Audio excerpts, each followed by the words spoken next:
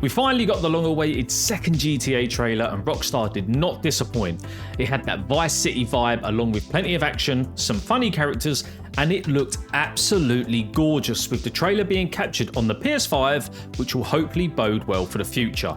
Hi guys, Higgs here, and I had to get a video out about the new GTA 6 trailer because I, like all gamers, have been waiting far too long for the next installment of the much-loved franchise. So if GTA and all things gaming are your thing, like and subscribe to the channel for more content in the future.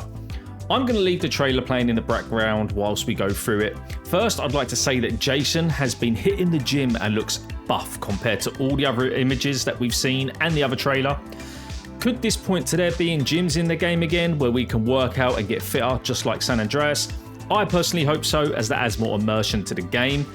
Jason is also a debt collector that works for Brian collecting his rent, and just like all of the trailer, graphically it looks insane.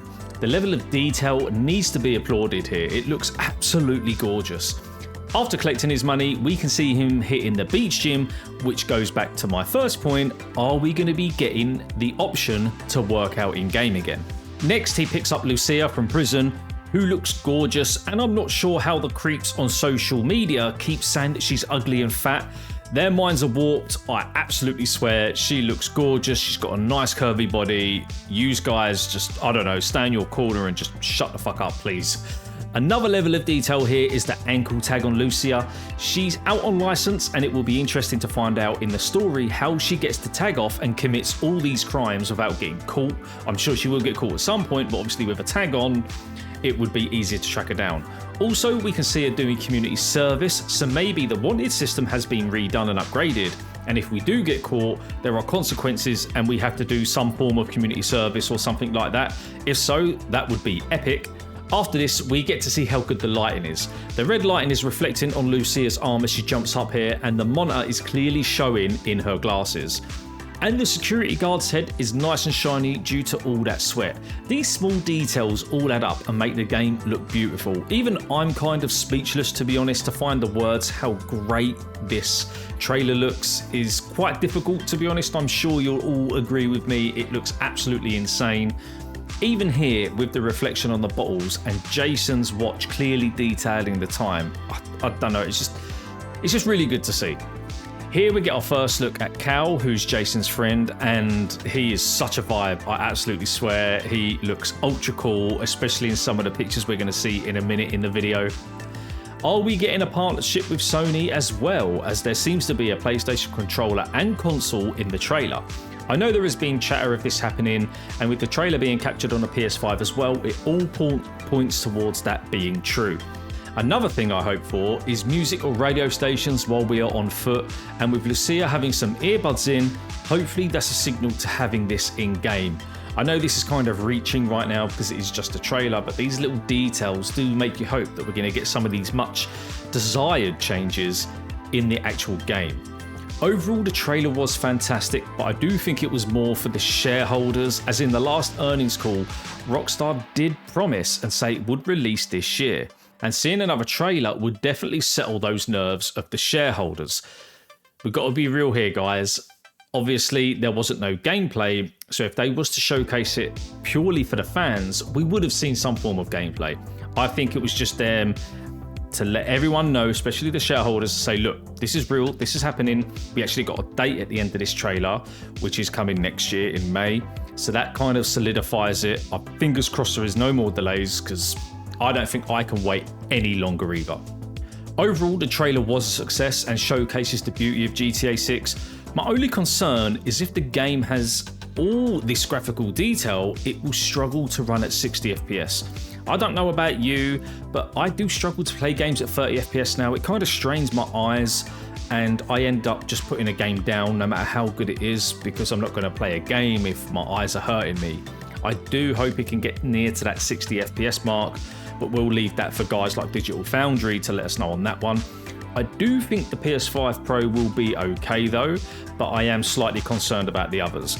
This gen will be 6 years old by the time GTA 6 releases, which sounds absolutely insane.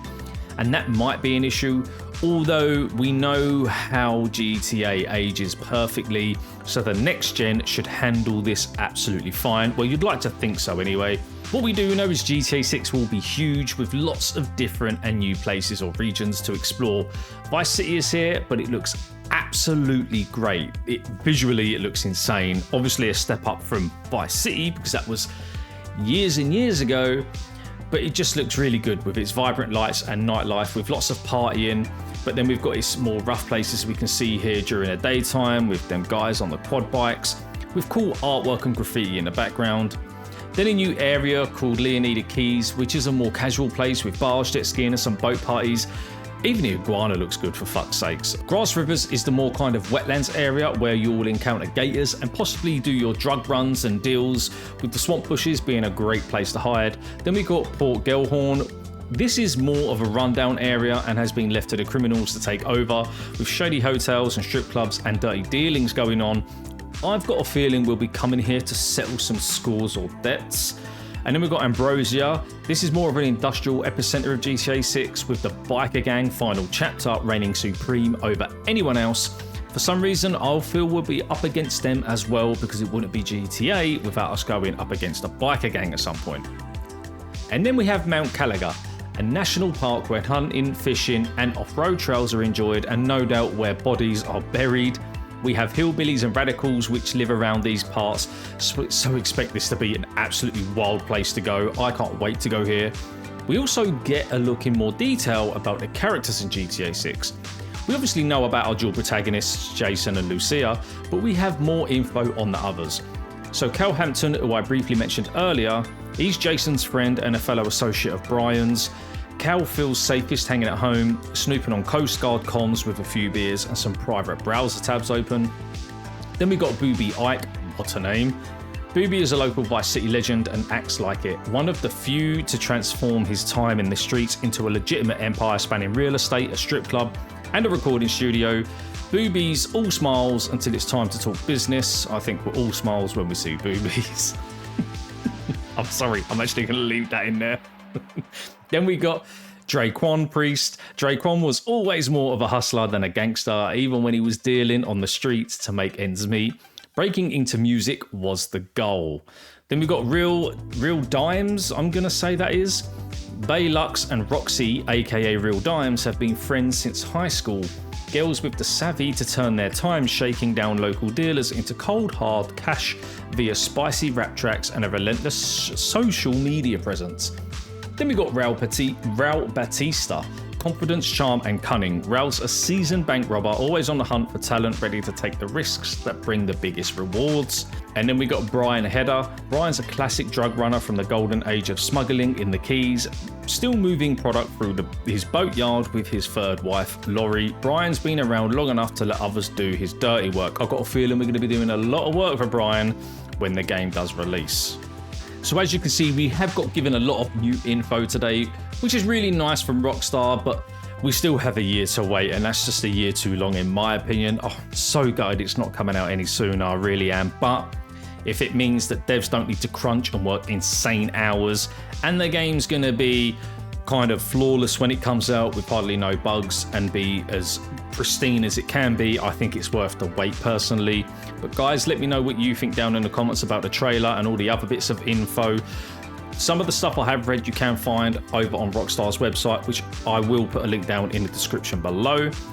And I personally can't wait for more info to come out. But as always guys, if you have enjoyed the video, please hit that like button because it helps the channel and the video out massively. And if you haven't already, hit that subscribe button as well for more GTA content and gaming content in the future. But take care and I'll see you in the next video.